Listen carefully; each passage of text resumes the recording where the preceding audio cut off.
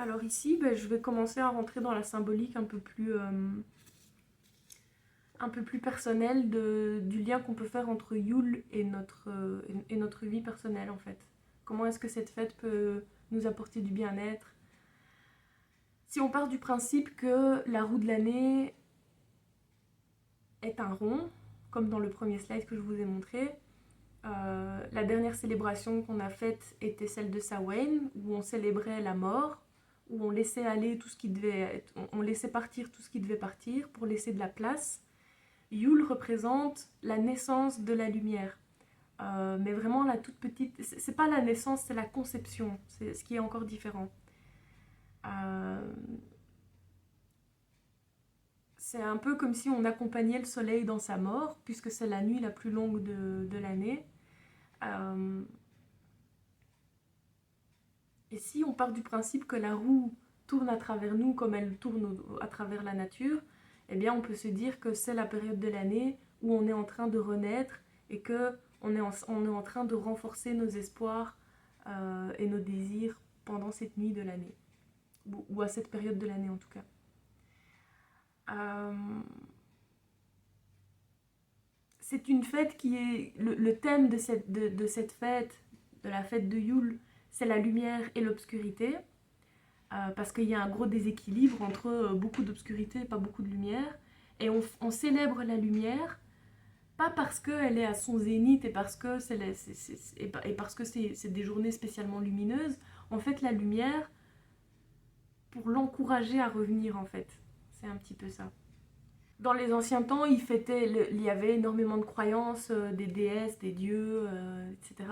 Et donc, les païens symbolisaient ça en disant que la déesse Terre donne naissance au roi Soleil, car les anciens dieux sont morts, et les anciens dieux, c'est à la période de Samhain, où les esprits sont, voilà, les esprits qui devaient partir sont partis, et donc il y avait une certaine continuité logique dans la roue de l'année.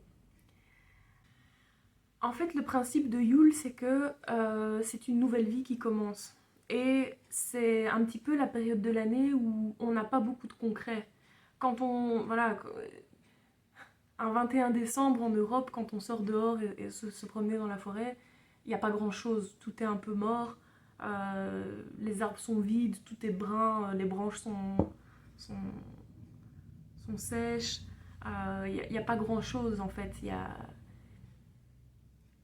Pour autant, on sait que tout finira par refleurir. Et c'est un petit peu cette idée d'espoir, de constater que tout est mort et se dire que ça finira par revenir à un moment donné. Et ça, c'est un lien qu'on peut faire. C'est un peu pareil avec avec la grossesse. Ça a quelque chose d'inexplicable et un peu de miraculeux. C'est scientifique, hein, je dis pas une graine qui pousse dans la terre, c'est scientifique, hein, c'est pas ça, mais on ne le voit pas. On ne le voit pas. Et à l'époque, quand les gens fêtaient Yule, il y a des centaines et des centaines d'années, ils ne connaissaient pas les sciences, comment est-ce qu'un spermatozoïde féconde un ovule, comment est-ce qu'une graine germe dans la terre, etc. Tout ça, les gens ne le savaient pas. Et donc, ils devaient s'armer d'espoir pour pouvoir croire que l'année d'après, que l'hiver prendrait fin à un moment donné. Euh, Eux le faisaient pour des raisons qui étaient peut-être probablement plus liées à un réel espoir d'avoir des récoltes qui seront abondantes l'année d'après pour pouvoir manger. Nous, aujourd'hui, on a normalement, c'est pas le cas partout dans le monde malheureusement, mais normalement, on a moins cette crainte de manquer de nourriture l'année prochaine. On est plus dans la crainte de voir nos projets émerger ou pas, en fait. Et c'est un petit peu ce lien que j'essaye de faire là maintenant, c'est de comprendre que la nuit de Yule, c'est vraiment la nuit où on peut se dire que on a planté certaines graines tout le long de cette année et on n'a aucune idée de comment elles vont germer et même si elles vont germer, on ne le sait pas. Mais il y a quelque chose de miraculeux qui se passe parce qu'elles sont sous terre et peut-être qu'elles sont en train de germer, on ne sait pas en fait. Mais en tout cas, on célèbre ça et on dépose nos peurs. C'est une nuit pour déposer nos peurs, que ça fonctionne pas en fait.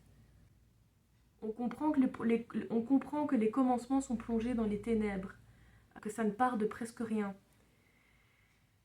Et c'est ça le lien à faire avec une grossesse finalement, c'est que c'est que tous les commencements, que ce soit une graine sous terre, un embryon dans le ventre d'une maman, tout ça, c'est des choses qui se passent dans l'obscurité, à l'intérieur de quelque chose. Et Yule, c'est ça, en fait. Donc ça demande énormément de force de pouvoir croire que cette petite graine donnera lieu à quelque chose qui pourra peut-être changer notre vie à un moment donné. En fait, c'est aussi pour ça que à Noël, pendant les périodes de fin d'année, Yule, on allume des bougies, on aime bien mettre l'accent sur les lumières. Il y a des guirlandes un peu partout, les villes sont décorées, il y a des lumières. C'est ça en fait. On le voit partout, c'est encore des choses qui sont restées dans notre façon de célébrer Noël de manière contemporaine, c'est des choses qui restent encore. Mais je trouve que comprendre toute cette signification de la lumière et la profondeur de cette, de cette symbolique, ça change quelque chose à notre façon de vivre Noël en fait. Ça change vraiment quelque chose et je trouve que ça ajoute vraiment beaucoup plus de... Je sais pas, ça nous touche. Enfin, moi en tout cas, ça me touche encore plus d'avoir toute cette signification derrière.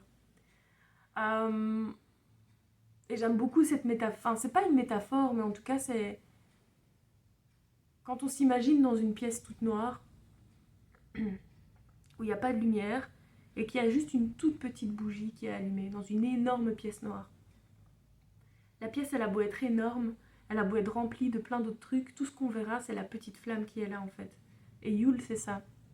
C'est valoriser ce tout petit éclat de lumière qui un jour pourrait devenir un énorme feu, qui un jour pourrait devenir le soleil et éclairer tout le reste de la pièce et laisser découvrir tout ce qui était dedans et qu'on ne voyait pas. Un autre aspect de Yule qu'on pourrait ramener à notre vie personnelle aussi pour comprendre un peu plus la profondeur de cette célébration, c'est de comprendre que c'est important de croire que la nuit sombre deviendra une journée lumineuse. C'est encore dans la même idée de garder espoir en fait. J'ai mis ces deux images en fait de la forêt en hiver et la forêt en été ou au printemps qui ont l'air d'être plus ou moins dans le même genre de forêt. Imaginons que c'est au même endroit. Bien célébrer Yule, c'est avoir la profonde conviction que cette forêt d'hiver deviendra cette forêt d'été en fait. C'est pouvoir se balader dans une forêt en neige et avoir en même temps en tête que c'est les deux faces d'une même pièce en fait. La forêt d'été ne pourrait pas être ce qu'elle est si elle ne passait pas par l'hiver. Et c'est un peu pareil pour nous, forcément. Mon avis, c'est que on a une vision linéaire de la vie actuellement et on accumule des choses, on veut accumuler une série infinie de succès sur une trajectoire linéaire et qui est toujours en phase montante. Et je pense qu'on se trompe en faisant ça et en niant le fait que la vie est faite de cycles et de moments où ça va bien et ça va moins bien, ça va bien, ça va moins bien, et que les phases de haut et de bas sont de toute façon nécessaires. Et on ne respecte pas nos périodes de décroissance et nos périodes de lâcher prise en fait. Ce qui veut dire qu'on ne laisse pas la place à une réparation naturelle des choses. Parce qu'on se pète, enfin, je veux dire, on se pète tous la gueule à un moment donné, mais on ne laisse pas une place à la réparation naturelle. Et je pense que c'est une erreur de minimiser ces temps morts de notre vie, parce que c'est des temps dont on a besoin pour se réparer, pour rêver, en fait, pour laisser notre esprit divaguer à certaines choses, imaginer des nouvelles possibilités, voilà, pour faire de l'exploration personnelle, c'est exactement ça. Ouais. Yule, c'est le rappel qu'il faut célébrer le renouveau quand il arrive, parce que de toute façon, il arrivera. Donc autant se préparer.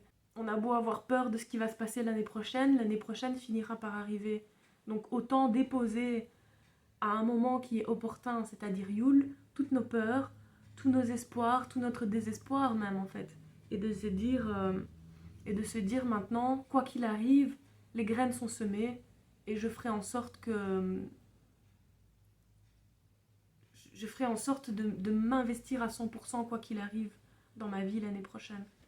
C'est un petit peu ça l'idée. Bah, je vais passer au rituel directement. Enfin, rituel, on est encore dans la symbolique, hein, c'est pas... C'est plus de voir un petit peu qu'est-ce que nous, on peut faire concrètement à la période de Yule pour pouvoir pour pouvoir célébrer ça de manière à ce que ça nous apporte une vraie plus-value dans notre vie.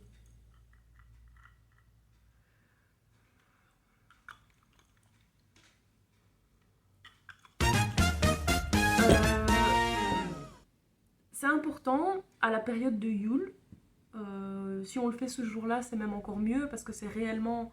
Enfin, si on le fait le soir ou la journée du solstice d'hiver, c'est encore plus symbolique, c'est encore plus puissant, je trouve. De lister ce jour-là, d'exprimer qu'est-ce que ça représente pour toi la nuit la plus longue. Qu'est-ce que ça t'évoque? Est-ce que j'ai mis quelques exemples pour que ça inspire, ça vous inspire? Est-ce que la nuit la plus longue de l'année pour vous pourrait représenter une nuit que vous avez passée avec quelqu'un qui était formidable, par exemple? Est-ce que c'était une période de dépression qui a duré plusieurs mois? Est-ce que c'était une maladie grave? Est-ce que c'était une période de doute qui a duré ou pas? Ou ça peut même être quelques minutes qui vous ont paru être des heures, un traumatisme. Qu'est-ce qui vous a paru être la nuit la plus longue? C'est bien de définir ça un petit peu.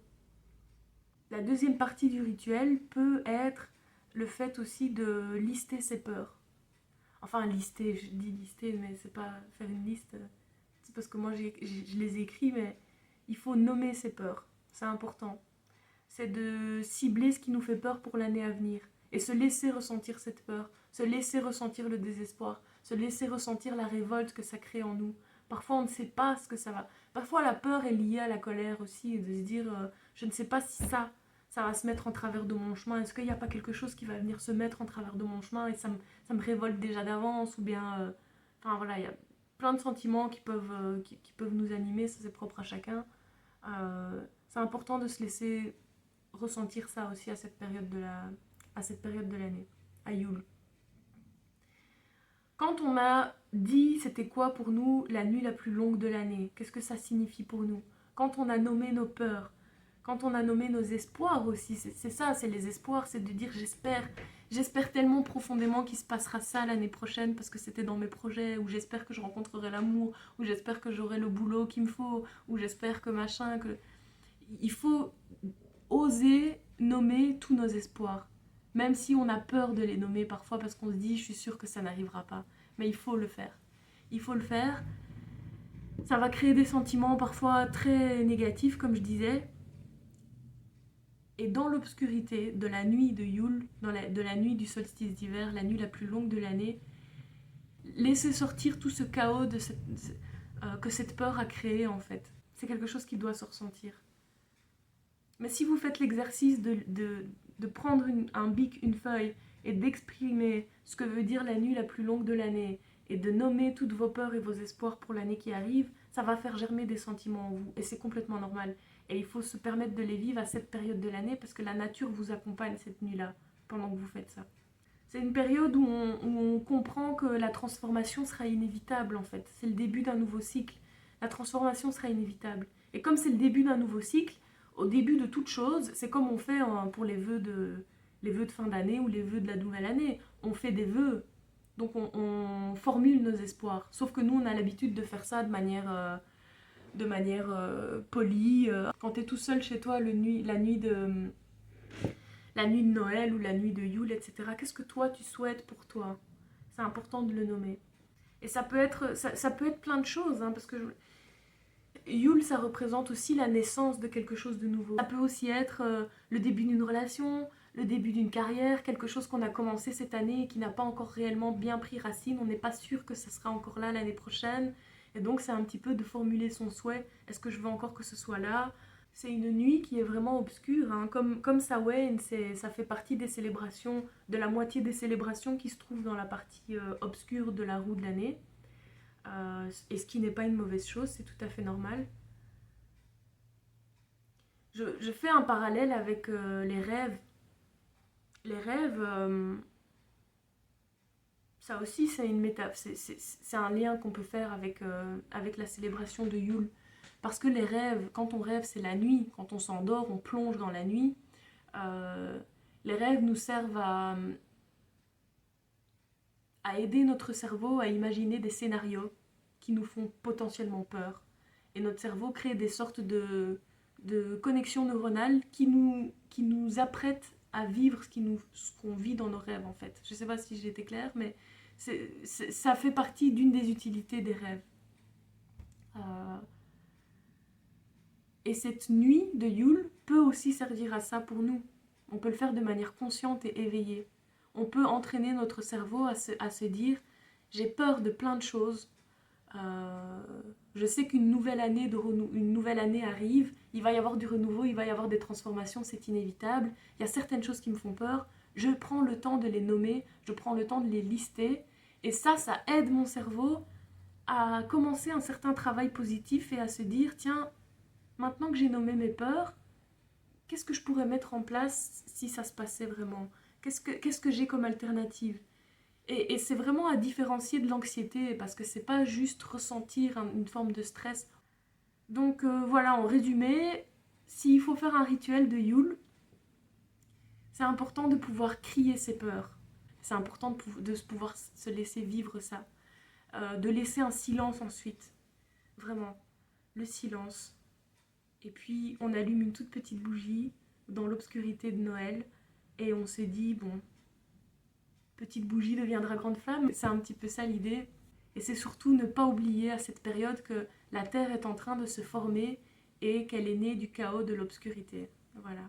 C'est de se dire à Noël, waouh, je vois tous les arbres dehors qui sont tous morts, tous crevés. On verra dans quelques mois, quand je viendrai me balader dans cette même forêt, comment seront les arbres. Et là, il y a quelque chose de miraculeux, même si on sait que c'est la photosynthèse et tout ça, on le sait, on comprend le processus. Quand on se dit, cet arbre-là, je l'ai vu il y a 4 mois, il avait rien, on aurait cru qu'il était mort, et en fait là, il est en train de bourgeonner, de redevenir tout vert. Si cet arbre peut le faire, je peux le faire, parce que je fais partie de la nature. Il y a cette belle phrase qui est tirée du livre, qui est tirée de ce livre-là, qui dit « Yule raconte l'aube du monde, nous sommes revenus au début des choses, on doit faire confiance en nos propres promesses. » Voilà. Alors je termine juste sur une légende celte, sur les sapins et les houx. On se demande pourquoi les sapins, les pins et les houx restent verts même en hiver, quand tous les autres arbres ont perdu leur feuillage. Eh bien, il y a une légende qui raconte que le soleil avait prévenu la forêt qu'il partirait pour un temps, mais qu'il reviendrait. Mais quand le froid et le gel sont apparus, tous les arbres étaient tristes et désespérés, et ils ont laissé tomber leurs feuilles. Mais, tout en haut de la colline, il y avait le sapin, le houx et le pin, qui pouvaient encore voir le soleil au loin, et qui ont gardé leurs feuilles. Le soleil a donc décidé de récompenser la foi de ces 3 arbres en maintenant leur couverture de leur feuillage chaque année. Voilà. Donc c'est les arbres les plus pieux. Voilà, j'espère que c'était une chouette vidéo pour vous et je l'ai donc faite en 2 parties, voilà, mais ça on le sait. Et puis je vais vous partager une musique qui m'inspire énormément Noël, enfin Noël, Yule et les célébrations de l'année. Et je vous souhaite une très bonne célébration, je vous souhaite de très bonnes fêtes de fin d'année et tous mes meilleurs vœux, mais surtout vos meilleurs vœux.